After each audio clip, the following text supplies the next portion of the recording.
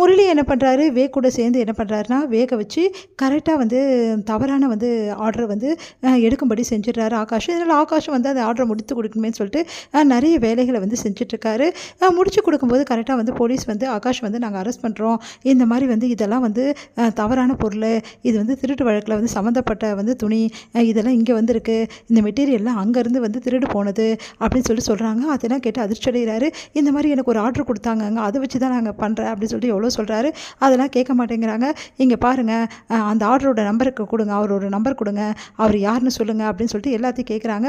அப்போ வந்து மித்ரன் தான் அவர் பேர், அவரோட நம்பர் அப்படின்னு சொல்லிட்டு நம்பர் கொடுக்குறாரு. பார்த்தா அந்த நம்பர் அவுட் ஆஃப் சர்வீஸ். என்ன இது, இந்த நம்பர் இல்லவே இல்லை, சும்மா வந்து போய் சொல்கிறீங்களா, எங்கேருந்து இந்த துணியெல்லாம் எடுத்துகிட்டு வந்தீங்க, இதெல்லாம் வந்து வந்து ரொம்ப மோசமான ஆளுங்க நீங்கள்லாம் அப்படின்னு சொல்லிட்டு பேசுகிறாங்க. இந்த மாதிரி வந்து நீங்கள் திருட்டு வழக்கில் வந்து உங்களை கைது பண்ணுறேன் அப்படின்னு சொல்கிறாங்க. அதை கேட்டு அதிர்ச்சி அடைகிறாங்க.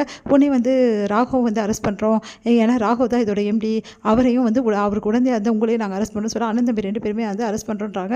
அதெல்லாம் கேட்டு பயங்கரமாக அதிர்ச்சி அடை ராகவ், என்ன நினச்சிட்டு இருக்கீங்க, எங்கள் கம்பெனியில் இந்த மாதிரி நடக்க சான்ஸே கிடையாது, எங்கள் கம்பெனியில் இந்த மாதிரி ஆர்டர் நாங்கள் செய்யவே செய்யலை, யார் சொன்னது அப்படின்னோடனே அப்படியே வந்து ஆகாஷ் பார்க்குறாரு.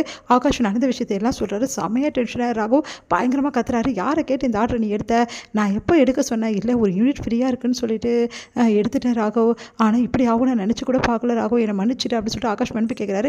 யாருக்கு வேணும் உன் மன்னிப்பு, இப்போ கம்பெனியோட ரெப்புடேஷனே போயிடுச்சு, எல்லாம் ஒன்றால் தான் இப்படி பண்ணிட்டேன்னு சொல்லிட்டு செமையாக கத்துறாரு. உடனே அந்த டைமில் வந்து அபி வந்து ப்ளீஸ் குட்டி பாசை திட்டாதீங்க, எல்லாத்துக்கும் காரணம் அது, அபி நீ அமைதியாக இருக்க மாட்டேன் அப்படின்றாரு. நீங்கள் அமைதியாக இருங்க, எல்லாத்துக்கும் காரணம் நான் தானே உங்களை அந்த ஆர்டர் எடுக்க சொன்னேன், நீ யார் எங்கள் வந்து விஷயத்தை தலையிட, கம்பெனி விஷயத்தை தலையிடறதுக்கு உனக்கு என்ன அதிகாரம் இருக்குது, எவ்வளோ திமுறு தான் இந்த மாதிரி வேலையை செஞ்சுருப்ப அப்படின்னு சொல்லிட்டு அடிக்க கை வாங்குறாரு. அந்த டைமில் தடுத்து நிறுத்துறாங்க. பாட்டி இங்கே பாடுறா, தேவையில்லாதெல்லாம் பண்ணிகிட்டு இருக்காது, இந்த மாதிரி வீட்டில் இருக்கவங்கள கத்தக்கூடாது, ஏதோ வந்து அவன் நல்லதுக்காக அவள் சொன்னான், இந்த மாதிரி ஆகிடுச்சு, அதுக்கு என்ன பண்ண முடியும் அப்படின்னா, இல்லை அபி மேலே எந்த தப்புமே இல்லை, அபி சொன்னால் கூட நான் யோசிச்சிருக்கணும்ல, நான் எதையுமே யோசிக்காமல் நான் வந்து ஆர்டரை வாங்கினது தான் தப்பு, நான் செஞ்சது தான் தப்புன்னு சொல்லிட்டு ஆகாஷ் வந்து பொறுப்பை வந்து ஏற்றுக்கிறாரு.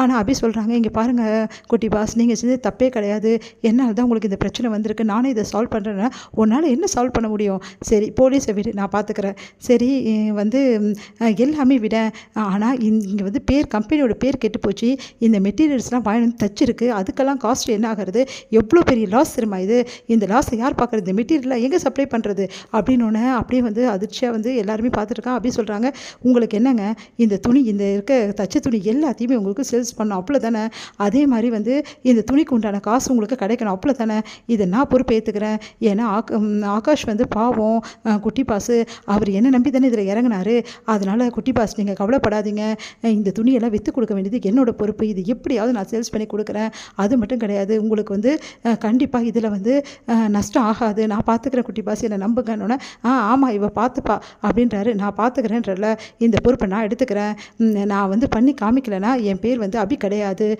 நான் என்ன குட்டி பாஸ் நீங்கள் நம்புகிறேன் அபி அப்படின்றாங்க. உடனே வந்து பாட்டி வந்து சரிம்மா நான் உன்னை நம்புகிறேன், நீ பண்ணிடுவேன், அந்த நம்பிக்கை எங்களுக்கு இருக்குது அப்படின்னு சொல்கிறாங்க. ராகு வந்து பார்த்து முறைக்கிறாரு. அதெல்லாம் ஒன்றும் தேவையில்லைன்றாரு. நீ அமைதியாடுறா, அவள் தான் சொல்கிறாள், இவ்வளோ தூரம் நம்பிக்கையாக சொல்கிறாள், அவளுக்கு ஒரு சான்ஸ் கொடுத்து பார்க்கறதுல என்ன தப்பு இருக்குது, அதனால் அபிக்கு நான் சான்ஸ் கொடுக்க போகிறேன், அபி நீ இதை எடுத்து செய்யுமா, இங்கே பாடுறா, ஒரு வேளை அபி இதில் எடுத்து செய்யலைன்னா அதுக்கு உண்டான வந்து பைசா என்னமோ அதை நான் கொடுத்துட்றேன், நீங்கள் பாட்டி கொடுக்கணும், இப்போ தான் கொடுக்கணும் அப்படின்னா, சரிங்க அதுக்கு என்ன உண்டான காசோ அதை நான் கொடுத்துட்றேன், நீ எப்படி கொடுப்ப, உங்ககிட்ட ஏது காசுன்றாங்க சுந்தரி. இங்கே பாருங்கள் தேவையில்லாதெல்லாம் வேணாம், நான் தான் வந்து பொறுப்பு எடுத்துக்கிறேன்ல, அப்புறம் என்ன அப்படின்னா அபி பொறுப்பு எடுத்துக்கிறா, இதில் தேவையில்லாத யாரும் பேச வேணாம் அப்படின்னு சொல்லிட்டு சுந்தரியை பார்த்து சொல்கிறாங்க பாட்டி. உடனே வந்து முரளி செம்மையாக டென்ஷன் ஆகிறாரு. இவனுங்க 2 பேரும் எப்படியாவது வந்து கம்பி என்ன வைக்கலான்னு பார்த்தா இந்த அபி குறுக்க வந்து எல்லாத்தையும் கலைச்சிட்டாலே, எப்படியாவது வந்து ராகவுக்கும் அவங்க தம்பிக்கும் பிரச்சனை ஆகும், வீட்டில் பெரிய பிரச்சனை உண்டாகும், இதில் குளிர்காயலான்னு பார்த்தா எல்லாமே நாசமாக போச்சு அப்படின்னு சொல்லிட்டு டென்ஷன் ஆகிறாங்க.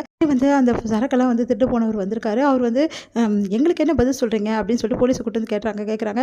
சரிங்க உங்களுக்கு இதுக்கு உண்டான காசை நாங்கள் கொடுத்துட்றோம், எங்களுக்கு கொஞ்சம் டைம் கொடுங்க அப்படின்னு சொல்லிட்டு சொல்கிறாங்க. சரிங்க உங்களுக்காக இவ்வளோ பெரிய ஃபேமிலி நீங்கள் கேட்குறீங்க, நாங்கள் டைம் கொடுக்குறோம், ஆனால் கொடுத்த நேரத்துக்குள்ளே நீங்கள் கரெக்டாக எங்ககிட்ட ஒப்படைக்கணும், இந்த மெட்டீரியலுக்கு உண்டான காசை நீங்கள் கொடுத்துருங்க அப்படின்னு சரிங்கன்னு சொல்லிட்டு அவங்களும் போயிடுறாங்க. இப்படி நடந்துச்சுன்னு முறை டென்ஷன் ஆகிறாரு.